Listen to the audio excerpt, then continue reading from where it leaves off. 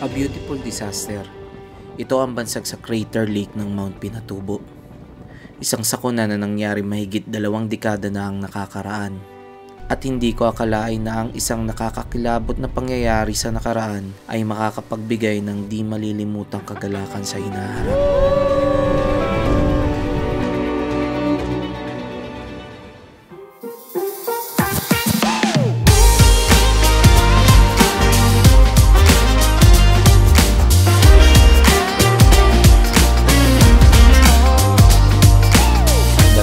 Kami nagbiyahe kanina from Manila.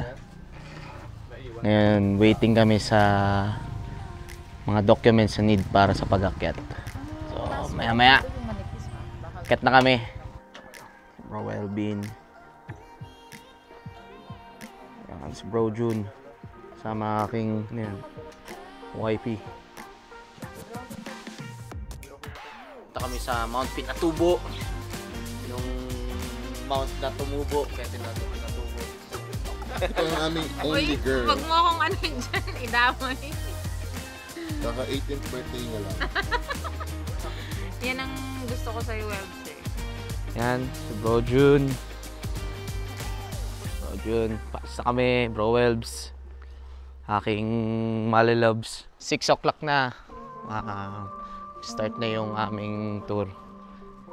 Dumating na rin yung 4x4 na kapag na rin kami ng mga documents para sa environmental, mga ganun. So, let's go! Let's go!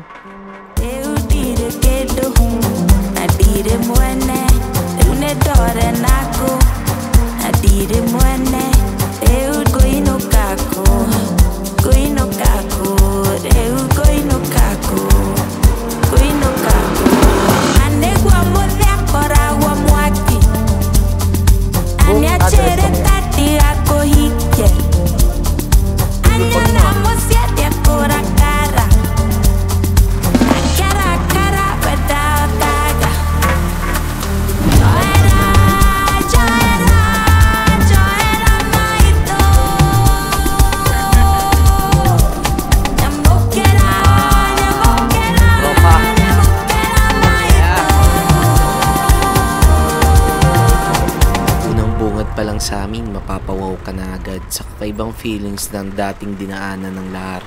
Sa kabaan ng daan, parang disyerto na walang makikitang punong kahoy. Tanging buhangin at mga tumubong damo sa kapaligiran ang mamamasdan. Pero sa pagsikat ng haring araw, nakita namin yung kagandahan ng kapaligiran dito.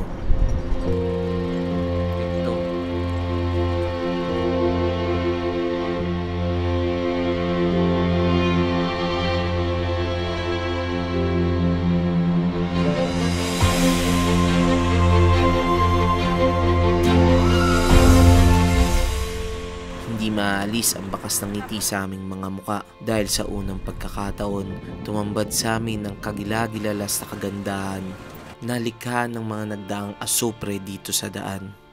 Grabe, parang sinasabi ng paligid na ito na anuman ang dilim ng nakaraan ay gayon din naman ang liwanag ng kasalukuyan.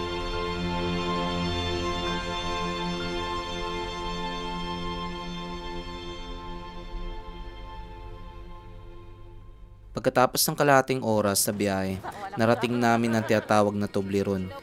Hugis na hinubog ng panahon, kung saan yung bundok na burol na gawa ng lahar ay nagkorting triangulo na parang Toblerone na tsokolate. Sa parting ito, nakita namin ang mga kababayan nating mga Aita. Sila ang katutubong lahi na lubos na naapektuhan ng sakuna noong 1991. Pero dito sa lugar na ito, patuloy silang naninirahan at namumuhay ng payapa. Sa kabila ng maladesyertong paligid, nakikita pa din sa kanila ang mukha na nag-uumapaw na pag-asa.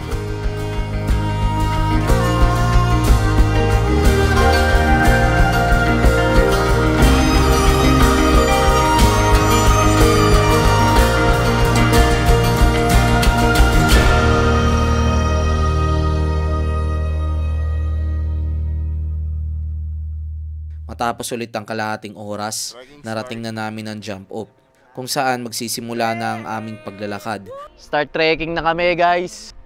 Mga 1 hour daw. 1 hour daw kaming maglalakad. Isang oras ang lakad natin, kuya, no? Yan, si Kuya Toto. Kuya Toto, hi naman! Si Kuya Toto ang aming tour guide.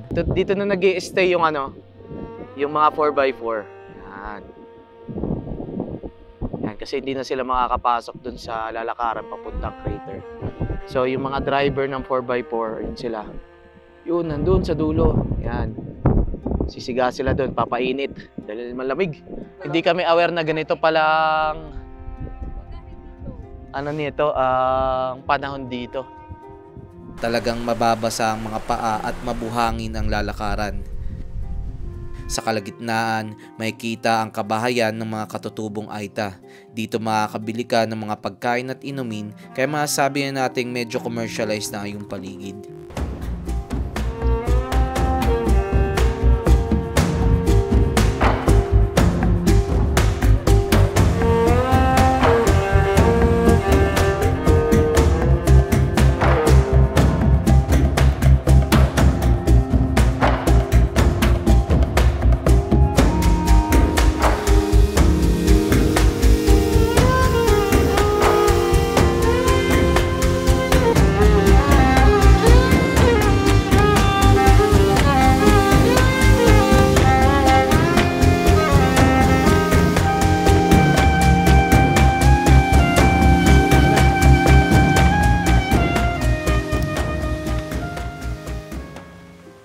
Pagkatapos na mahigit 1 oras sa paglalakad, narating na namin ang bunganga ng Mount Pinatubo.